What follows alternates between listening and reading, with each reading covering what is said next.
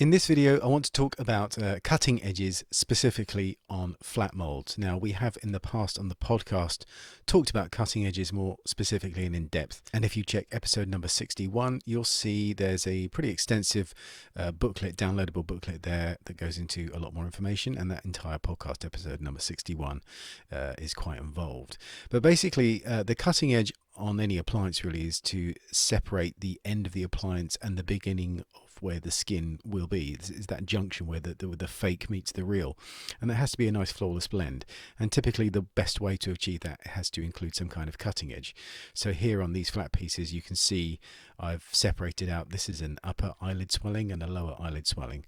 So this is what it was like originally, sculpted on a life cast, and then I floated them off, I separated them off onto a board, as you can see here, the left and the right. And they've got the curvature that you would have of an eyelid, and that gradually has to be smoothed down and flattened.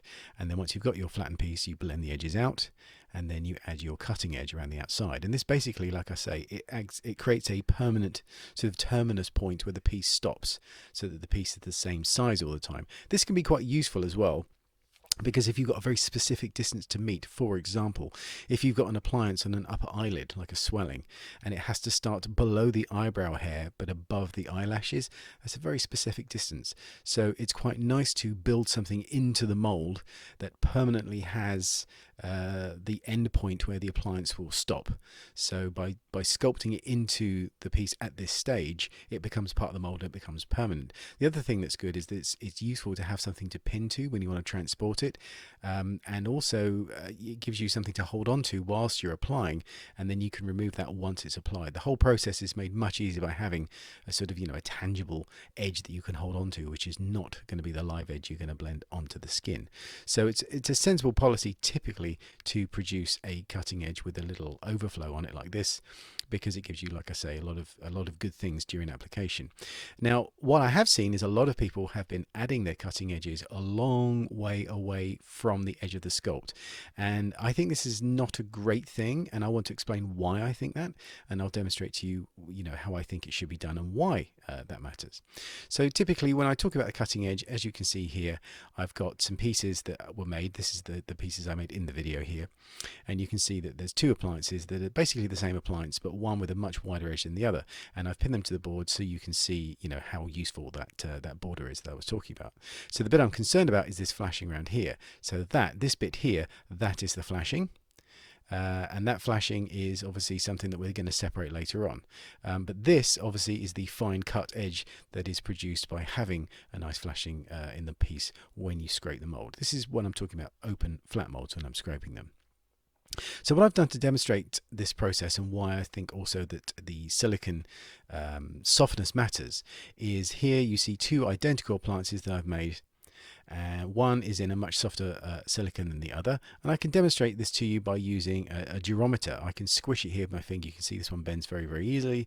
This one's a lot more resistant, and if I use a durometer, you can see this one is nearly a 30 Shore silicone, so it's quite firm, whereas this one peaks up about 5 or 6. It's quite soft, and when I waggle them like this, which as amusing as this is, it does demonstrate how floppy one is compared to the other.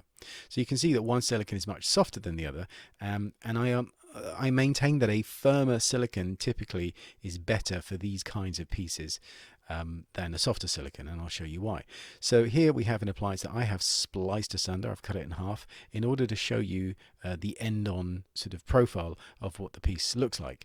And here you can see I've got a scraper. I'm typically using a metal scraper to scrape the backs of eyepieces, and when I depress this, you can see it squishes very readily. So this is the softer silicone. This was like a kind of a 6-7 Shore silicone, which a lot of people like their softer silicones. For some pieces and some instances it's a great thing, but as you can see here, when I'm scraping it, it typically will yield much more readily because it's so soft. Whereas the firmer silicone, if I do the same action and apply the same amount of force, you can see here that it doesn't compress as much. And why does it matter? Well, I will show you. So what I'm going to do here is I'm going to run both of these appliances. So I'm going to spray them with cap plastic until I'm happy with the thickness. Here you can see I use a needle to pull out the edge gently, just to see how thick my cap plastic is and to make sure there's no holes. So I know it's thin. I'm going to use this metal scraper, this nice flexible metal scraper, to scrape the back of the piece, and then mix up my flesh tone silicone, And I'm just going to quickly pour in my silicone, and then what I typically do is I sort of scrape it gently with the mixing stick, just to kind of saturate the surface, to slicken it so that it doesn't grab onto the dry cap plastic with the edge of the scraper. That seems like a sensible way to start. So I scrape the worst off here with the tongue stick, and then I use the metal scraper in a nice clean action and just scrape off the excess. Now what you'll see is, and what you want to have, is that there's a nice border, a clean border around the edge, between the edge of where the silicone stops and the edge of the appliance. Now that dry border there, that is where there is just pure cap plastic, and that will be what blends onto the skin, and you've got the nice clean edge, and that's great. If you don't quite get it, you can always clean it with a little cotton bud, but if you're firm with your scraper, you should get a nice clean edge straight off the bat. Now the problem is, obviously, I've got to apply a bit of pressure in order to scrape. So if I press down on a very soft silicone, it's more likely to sort of squish and compress, which means you actually get a wider edge. And if I just do this with a light, you can see here that there is a much wider margin of cap plastic on the softer mould than on the firmer silicone mould. And the reason that's a problem is because when I put it on, obviously, I'm going to get a wider margin of cap plastic, which I'm then going to have on the skin. Now, it's possible, of course, that you could just dissolve off the extra cap plastic, but that means using a lot more acetone on the skin. And if you're going to dissolve off all that cap plastic because it doesn't need to be there, it begs the question why you would make your cutting edge so far away to begin with, or why make your your border of cap plastic so big if you don't want it. Because the other problem is that when you have a nice margin of cap plastic around the outside, or a wide margin of cap plastic around the outside of your piece, that then is skin that can crinkle, it's hair that would be flattened by it. It causes a lot of problems. It basically increases the footprint size of the appliance, and we only need the cap plastic to extend 2 or 3 millimeters beyond the edge of where the silicone ends. So that's why I typically will start with a much closer cutting edge when I'm doing mine, because I know that during the scraping the mold is going to compress a bit, and then that will give me a slightly wider edge than I initially put into the mold when I sculpted it. So that's why I start with a tight edge, whereas obviously if you make it very wide to begin with, it becomes a much bigger mold as well. As you can see here, obviously the wider apart it is, the bigger your mold's going to be, so that means your mold is going to cost more to make. You've got an excess of cap plastic that you're going to get rid of anyway, and if you don't get rid of it, it just means that you've got this big wide crinkly margin around the outside of your appliance, which is undesirable. So I maintain that a firmer silicone is a better option for this kind of thing, and that the closer you can get your cutting edge, maybe 2 or 3 millimeters at most from the edge of the sculpt, will be fine, because obviously during the act of scraping you'll probably increase that a little bit. So you want to start with something that's very tight, because anything larger than that is going to get too big, I would think. So here you can see I'm removing my piece. I pull it apart, or I powder the piece. I separate the pieces from the mold.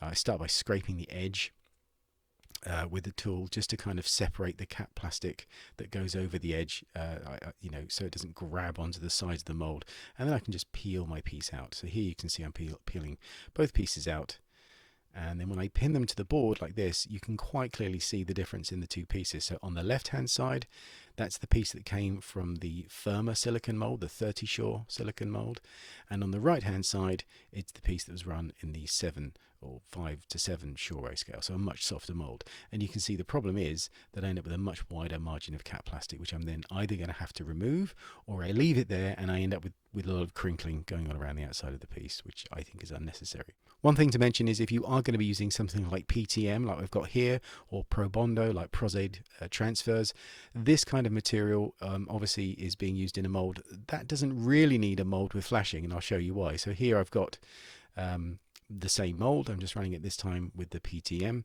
and I put it in there. I sort of flex the mold like this to try and minimize how many air bubbles I might trap, and then I sort of smooth off the back and scrape it. And you can see here now what's happening is that the excess has actually been caught in that flashing. So this piece was really designed for silicone. So if you're going to make molds, exclusively for Pro Bondo or PTM type pieces, you don't really need a cap, a flashing around it like this, because it's just going to become a pain when you're using it for this, because when this dries, you don't actually handle the appliance itself. You either apply it directly from the mold, or you're going to use an intermediary step stage where you adhere it to a water slide transfer paper. So so for Pro Bondo and Pro transfers, you don't really need a cutting edge. The cutting edge really is for silicone, and if you're going to use that, it makes sense to make sure that your cutting edge is very tight to where your sculpt is.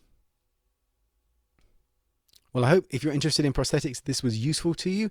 Please do check out other videos and the podcast, Battles with Bits of Rubber, where we talk about this kind of stuff all the time.